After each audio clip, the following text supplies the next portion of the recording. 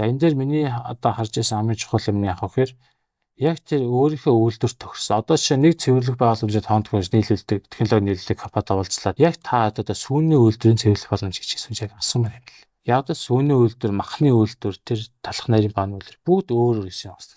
Тэгэхээр сүүний үйлдвэрийн цэвэрлэх боломж хийгээд үтцсэн хүмүүс бол одоо шал өөр өөр байж байгаа. Тэгээ яг тэр газар дээр нь тэр сүүний тэр компани хийсэн цэвэрлэх байгууламж очиос үзмээр юм бэл. Яг тэр 5 6 жил 10 жил ажилласан дээр цэвэрлэх байгууламж очиод үзэхээр хэр төвшөнд одоо байгааг нь харагдаж байгаа байхгүй. За мөн хоёрдугаарт нь яг хөөр одоо тэр өөрсдийн одоо бохирдлын тэр шин чанараар сайн судлах хэрэгтэй. Яг юу юунаас одоо бохирдож их үсэр юм. Бидэд одоо шуум руугаа ирнэ юу хаяад байна вэ?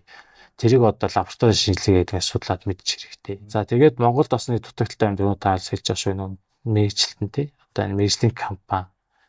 Одоо нэг бодлоо харьцангуй бас би болоод л байна. Мэддэг хүмүүс мэрэгжлийн компани. Тэгээд цаашдаа бидэрт ямар компани хэрэгтэй болох вэ гэхээр энэ цэвэрлэх байгууламжийн үйл ажиллагааг авч явдаг тийм компани бас шаардлагатай болж байна.